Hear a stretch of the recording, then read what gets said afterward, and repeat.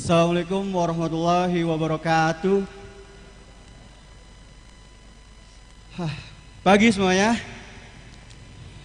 Pada kesempatan kali ini saya akan membacakan sebuah puisi. Ini adalah puisi representasi dari sejarah yang berjudul Atas Nama Derita dan Cinta, karya Arif Rahman. Saya dedikasikan puisi ini untuk teman-teman seperjuangan yang sebentar lagi akan mengakhiri dan akan kembali memulai lembaran baru dalam kehidupan. Selamat menikmati, terima kasih.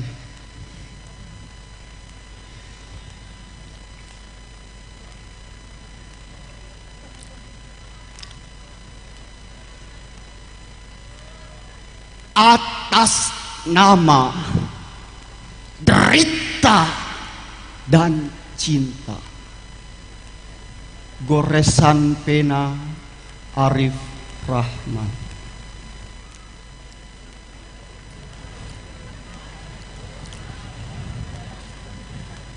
Ada sajadah panjang terbentang, ada bahagia tak kunjung datang.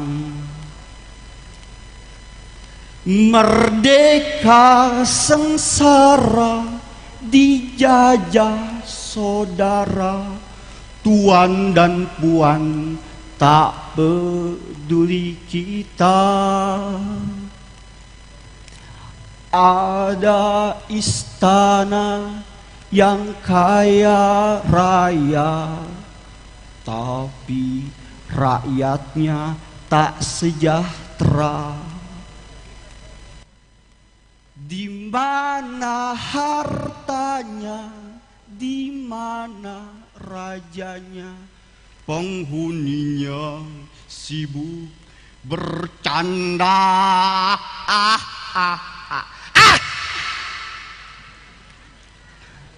Ada sajadah yang panjang terbentang, ada bahagia yang tak kunjung datang.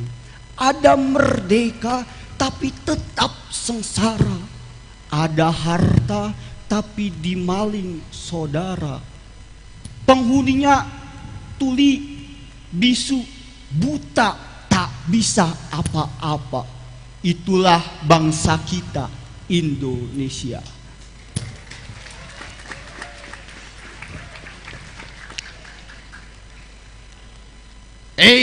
Anak muda, selamat datang di dunia yang penuh sandiwara, yang dibalut dengan banyak tipu daya. Bersiaplah anak muda, kini waktunya kau bersuara.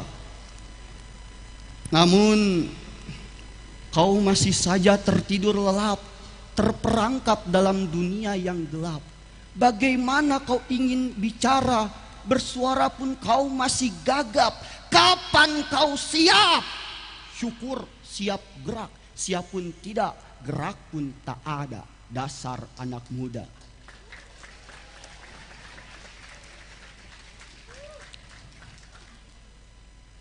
Wahai seluruh jiwa yang tertatih, entah sedang letih atau hanya sedang bersantai di balik selimut putih, perhatikanlah, bangunlah dari tidur panjang. Perhatikanlah, tanah airmu sedang butuh kasih sayang. Air mata para luhur terus mengalir menjadi mata air, sedangkan hati kecilnya terus terluka meratapi putra putri harapannya yang terus durhaka.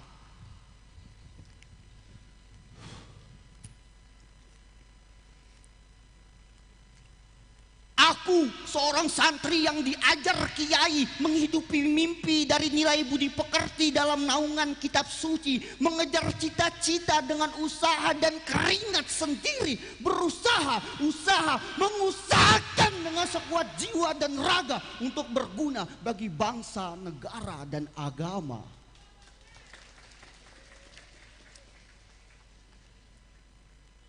22 Oktober 1945, Suara revolusi diteriakkan untuk mempertahankan kemerdekaan. Waktu yang mudah bagi berdirinya sebuah bangsa. Lambang Garuda, dasarnya Pancasila, Undang-Undang 45 merajut banyak peristiwa. Dari 1820 sampai 1945, bahkan sampai seterusnya, dari jauh sebelum merdeka sampai setelah merdeka, saat raja-raja sudah tidak memiliki kekuatan, para santri dan kiai sibuk menggalang kekuatan, berjuang bersama, menggantikan peran perjuangan untuk melawan penjajah dari tanah kelahiran. Ir, dimbor berdir, dar, ir, bergetar, tar. Bergetar semua rumah warga dengan suara tembakan dan gong ledakan. Lagi kepala-kepala pribumi ditodong dengan senjata laras panjang. Lagi tangisan dan jeritan anak, keluarga, istri, bahkan bayi yang tak tahu apa-apa selalu terngiang dalam benak pikiran para pahlawan perjuangan. Sedang kami hanya memakai sarung, peci, baju, membawa rantang dengan senjata keberanian.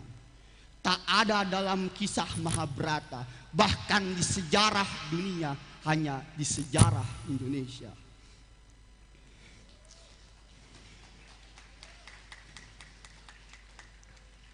Dan ketika penjajah telah sadar dengan kekuatan santri dan ulama, mereka menutup ruang gerak kita untuk bersuara.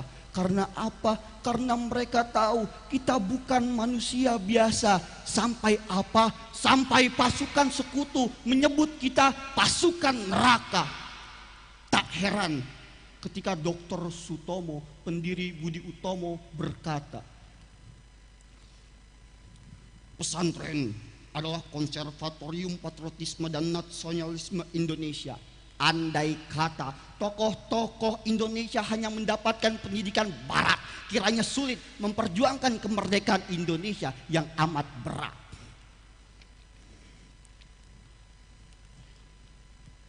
Tapi kini semua semangat dan kekuatan itu hanya tinggal sejarah.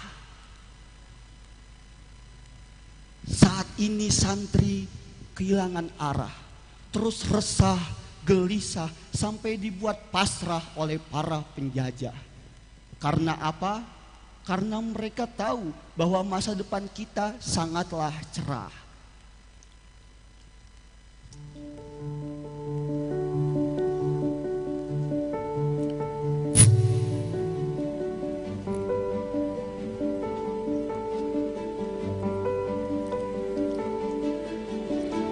Ketahuilah wahai anak muda, kita adalah seekor elang yang terbelenggu dalam pikiran ayam. Kita adalah seekor singa yang sedang berimajinasi menjadi seekor kucing. Kita adalah seekor gajah yang terpecah belah menjadi semut-semut kecil.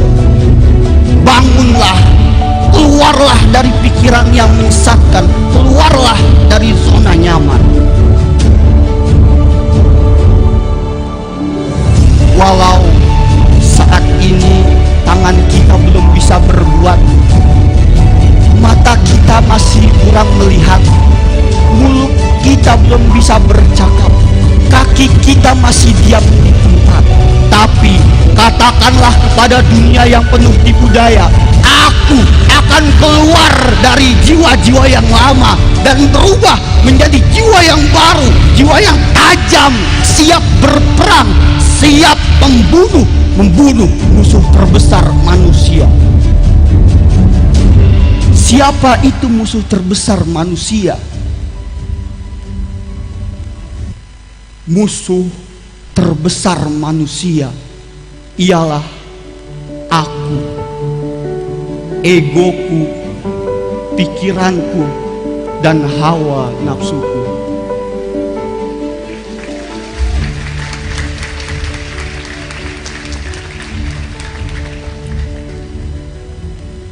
Kini waktunya kita membuka kembali lembaran baru dalam kehidupan. Kita tata ulang, kita tata ulang masa depan dengan jutaan impian dan harapan. Karena diri ini sudah tidak lagi membutuhkan keluhan dan penyesalan. Mari bersama kita memberi energi untuk negeri. Mari bersama kita menjadi alumni bagi masa lalu yang menyiksa hati. Dan mari kita bersatu kembali untuk bersinergi bagi Ibu Pertiwi. Lahirlah kembali, wahai seluruh roh dan jiwa yang suci. Kuningan, 12 Juni 2021, atas nama Derita dan Cinta.